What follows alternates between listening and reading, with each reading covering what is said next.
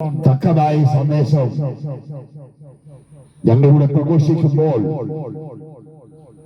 കൊലയാളികളെ കുഞ്ഞാടാക്കുന്ന ഈ സുവിശേഷം,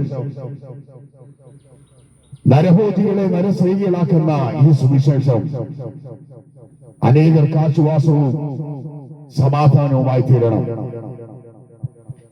ഈ സന്ദേശം സമാധാനത്തിന്റെ സന്ദേശമാണ് പ്രിയരെ. ഇത് സാഹോദര്യത്തിന്റെയും സന്തോഷത്തിന്റെയും സമാധാനമാണ് സത്യസുവിശേഷം. ഇത് നിങ്ങളുടെ മുമ്പിൽ പ്രഘോഷിക്കുമ്പോൾ ദൈവത്തിന്റെ സാന്നിധ്യം നിങ്ങൾ അനുഭവിക്കാൻ ഇടയായിത്തീരണം. നമ്മുടെ കൊച്ചു കേരളത്തെ നമ്മൾ നോക്കുമ്പോൾ വലിയ വിപത്തിലേക്ക് നമ്മുടെ കൊച്ചു കേരളം നീങ്ങിക്കൊണ്ടിരിക്കുന്ന ഒരു അവസ്ഥയാണ് നമുക്ക് കാണുവാൻ കഴിയുന്നത്. എന്താണെന്ന് ചോദിച്ചാൽ, മദ്യവും മയക്കുമരുന്നും സുലഭമായി നമ്മുടെ കൊച്ചു കേരളത്തിൽ എവിടെ ചെന്നാലും ലഭ്യമാകും. അതിനെ നിർത്തൽ ചെയ്യുവാൻ നമ്മുടെ കേരളത്തിലുള്ള സർക്കാരിനോ പൊതുമേഖലാ സ്ഥാപനങ്ങൾക്കോ ഒന്നും കഴിയുകയില്ല. നമ്മുടെ ബഹുമാനപ്പെട്ട പോലീസ് ഉദ്യോഗസ്ഥരൊക്കെയും ഒത്തിരി ബന്ധപ്പെടുന്നുവെങ്കിലും അവരെ പിടിക്കുന്നുവെങ്കിലും ഇതിന്റെ ഉറവിടം കണ്ടെത്തുവാൻ തക്കവണ്ണം കഴിയാതെ കേരളം പാപത്തിലേക്ക് വീണുകൊണ്ടിരിക്കുമ്പോൾ, സകല മനുഷ്യരും പാപം ചെയ്ത് സമാധാനം നഷ്ടപ്പെടുമ്പോൾ എവിടെയാണ് നമുക്ക് രക്ഷ നേടുവാൻ കഴിയുന്നത്? നമ്മൾ ഓരോ പത്രവാർത്തകളൊക്കെ ഓരോ ദിവസങ്ങളിൽ നമ്മൾ പ്രഭാതത്തിൽ കാണുമ്പോൾ ഞെട്ടിപ്പിക്കുന്ന വാർത്തകളാണ് നമുക്ക് കാണുവാൻ കഴിയുന്നത്. എന്താണെന്ന് ചോദിച്ചാൽ, മദ്യവും മയക്കുമരുന്നും മുഖാന്തരം ലോകം പാപത്തിലേക്ക് നീങ്ങുമ്പോൾ നമ്മുടെ തലമുറകൾ നാശത്തിലേക്ക് വീണുപോകുമ്പോൾ എവിടെയാണ് നമുക്ക് രക്ഷ നേടുവാൻ കഴിയുന്നത്? ഞങ്ങളെ കേൾക്കുന്ന വാത്സല്യമുള്ളവരെ, രക്ഷ നേടുവാൻ നമുക്ക് പഴുതുള്ളത് കർത്താവായ യേശു ക്രിസ്തുവിൽ മാത്രമേ ഉള്ളൂ. അവനാണ് രക്ഷകൻ. ലോകത്തിന്റെ പാപത്തെ ചുമന്ന ദൈവത്തിന്റെ കുഞ്ഞാണ് അവനാ യേശു ക്രിസ്തുവാണ്. നമുക്ക് രക്ഷ നേടുവാൻ വേറെ ഒരു പഴുതുമില്ല. നമ്മുടെ നേർച്ച കാഴ്ചകൾ കൊണ്ടോ, നമ്മുടെ ദൂരയാത്രകൾ കൊണ്ടോ, മലകയറ്റം കൊണ്ടോ, കുന്നുകയറ്റം കൊണ്ടോ, കുരിശു ചുമന്നത് കൊണ്ടോ നമുക്ക് രക്ഷ ലഭ്യമാകുകയില്ല. ഒരു മത നേതാക്കന്മാർക്ക് നമുക്ക് രക്ഷ നൽകി തരുവാൻ സാധ്യമല്ല.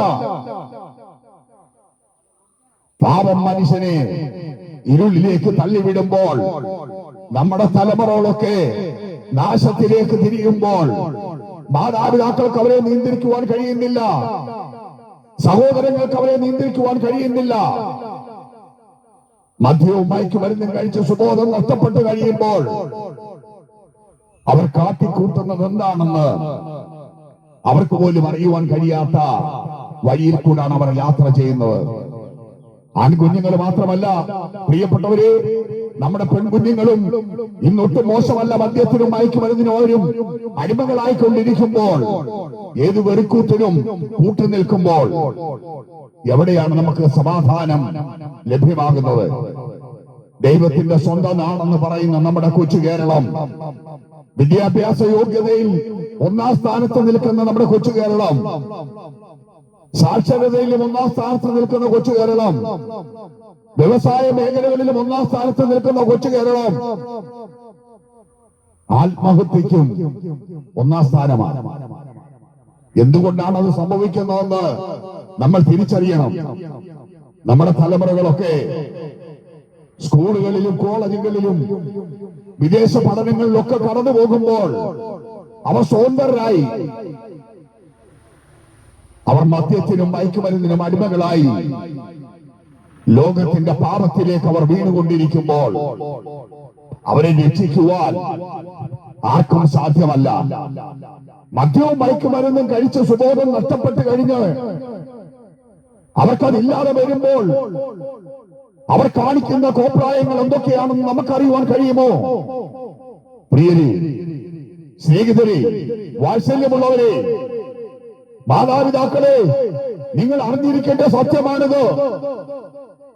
ഓരോ ദിവസവും പത്രത്തിൽ നമ്മൾ വാർത്തകൾ കാണുമ്പോൾ സ്വന്തം മക്കളെ കുഞ്ഞുങ്ങൾ കൊലപ്പെടുത്തുന്നു.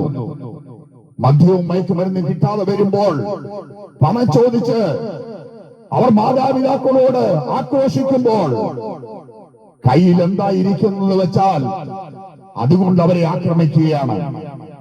സ്വന്തം ജനിപ്പിച്ച കുഞ്ഞുങ്ങൾ. ലോകം അത്രമാത്രം അധപ്പതിച്ചു കഴിഞ്ഞു. ലോകത്തിന്റെ പാപത്തെ മനുഷ്യൻ തോളിലേറ്റിക്കൊണ്ട് നടക്കുമ്പോൾ, ഇരുളിലേക്ക് മനുഷ്യൻ വീണുകൊണ്ടിരിക്കുമ്പോൾ, സമാധാനത്തിന് വേണ്ടി മനുഷ്യൻ